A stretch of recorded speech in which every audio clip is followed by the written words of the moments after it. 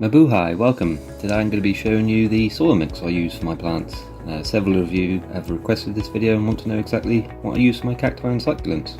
Now this isn't really a how-to video on what type of soil mix you should be using. What I use might not necessarily work for the next person, so this is just my own personal preference and what I found works best for me after a lot of experimenting with other soil types, from pre-made cactus and succulent mixes to 100% mineral mixes to even using cat litter, which I'll talk a little bit more about later on in the video. For my climate and environment, which is pretty high humidity most of the time, I want to use a mix that dries fast and doesn't retain too much moisture for a long period of time. So yeah, let's begin. So this first part I'm adding is a loam based compost called John Innes No. 2 Westland brand. Very popular compost in the UK. I'm not sure about its availability in other countries, but I'm sure there are brands of compost in other countries that are loam based rather than peat based, and I personally prefer using loam over peat. So I'm just sieving the compost to get any larger pieces out. You'll always get a few lumpy bits in these stringy pieces, and I don't want those going into my pots. So here's the compost after it's been sieved a second time, and any larger pieces I've crumbled up so we've got a nice consistency with minimal lumps. Here's a really nice compost to use, this is. Second part I'm adding, and an important one, is horticultural grit or potting grit, and the particle size that I'm using. The grit helps with opening the soil structure and aids in the draining process when we water the plant, and also adds a bit of weight to the pot. Now I personally wash the grit because even though it says on the bag it's been washed, you can clearly see that it hasn't. This silty material won't necessarily hurt the plant, but it could clog up the drainage holes because when this stuff dries it tends to set hard.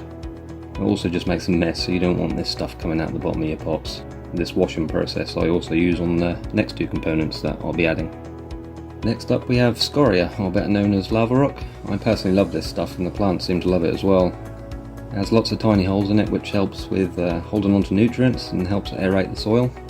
It dries out super fast as well, which is important, and it doesn't break down over time. I also use this as top dressing for plants as well. Right, the final component, and probably the most expensive and sometimes difficult to obtain, here in the UK at least, is pumice. It's similar to lava rock, but it's lighter in weight. It holds onto vital nutrients in its microscopic surface pores, improves soil structure, and it also keeps the soil from compacting and improves aeration and therefore promotes healthy, strong root growth. It holds onto moisture a bit longer than lava rock does as well, and again it doesn't break down over time. Now some might think it's a bit overkill to use both lava rock and pumice together, but I found it works really well with each other rather than using one over the other. So here's the grit, lava rock and pumice drying before we mix it all up. Better to let it dry out first before mixing, and you don't really want to be planting into wet or damp compost and get a bit messy as well mixing all this when it's still wet. So here are all our components. To summarise, we have 1 part John Innes No. 2 compost, 1 part horticultural grit, 1 part lava rock, and 1 part pumice.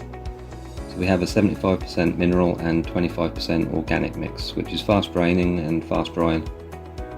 I'll do a test in a minute as well to see how fast water goes through the pot and how long it takes for the mix to completely dry out. Now going back to what I said at the start about using cat litter in my mixes in the past, it was a special type of cat litter that was 100% molar clay.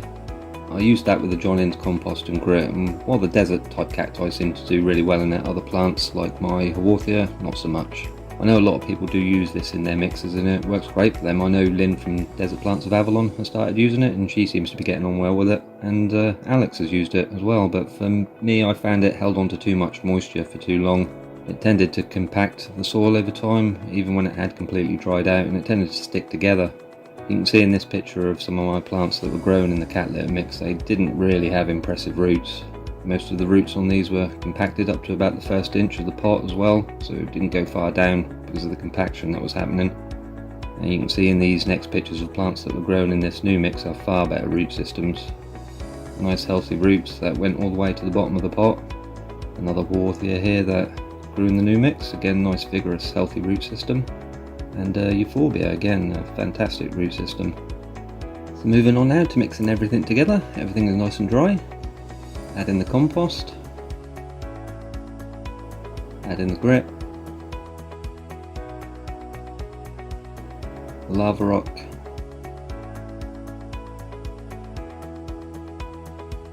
and finally the pumice. Now giving everything a good mix together so we have a nice even distribution of everything throughout the mix.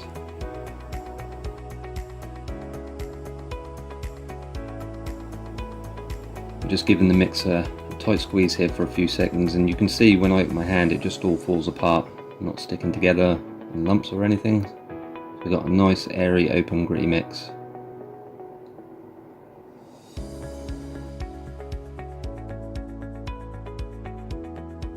Right, you'll have to excuse the crude setup of this, but what I'm going to do here is water drainage test to see how fast the water goes through the pot before coming out the drainage holes. And this is a 7.5 centimetre pot that I'm using here.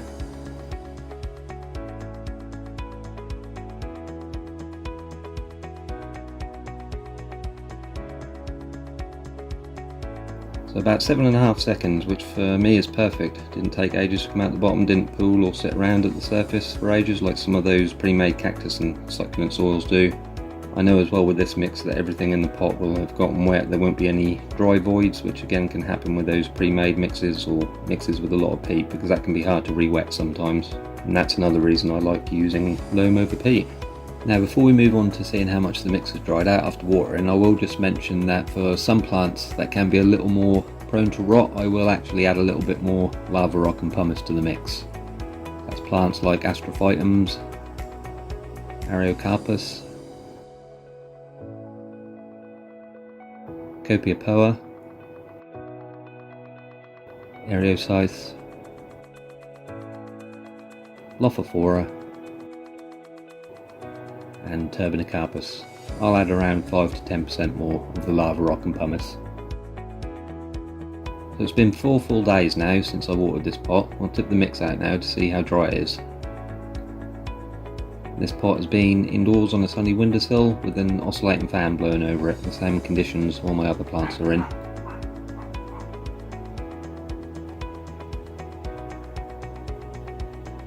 Now, as you can see, the mix is pretty much completely dried out. Now again, depending on your climate and growing conditions, this could vary in how fast or how long this type of mix takes to dry out. If you're in a hot arid climate with very low humidity, then this type of mix might not be suitable. You probably want to add more compost or something that retains moisture for longer. Also, plastic pots take a bit longer to dry out than terracotta pots. Plants I had in terracotta pots with this mix in the greenhouse were drying out in just a few days. This mix also, depending on the type of plant, weather conditions, etc., I was watering throughout the spring and summer about once every 2 weeks, sometimes once a week. So that's pretty much it on my cactus and succulent mix. If you have any questions, don't hesitate to ask in the comments below. Also, let me know what soil mixes you're using, if you plan to use what I'm using after seeing this video, or if you're already using certain parts of this mix already, let me know, as I'd be very interested to know how your plants are doing in it. Thank you to all my subscribers, those of you that have been around since the start, and all the new subscribers also.